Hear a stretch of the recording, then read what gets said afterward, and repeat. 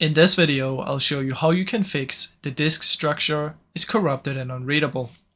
You want to open up two CMDs and you want to open them as an administrator. And in the first one, what you want to do is you want to type in chkdsk space /f space, and then we want to type the disk that we're having trouble with. So let's say it's the C drive. You want to type C:, so C:, press enter, and it's gonna start scanning. Then what you want to do is, if this pops up, you want to press Y and press enter, and that means when next time you restart, it's gonna scan it. But before we're gonna do that, head over to the other one, type sfc space /scan now. Press enter, and then you want to run this until it's at 100%. Once it's at 100%, you want to type Y and press enter, and then you want to restart your PC.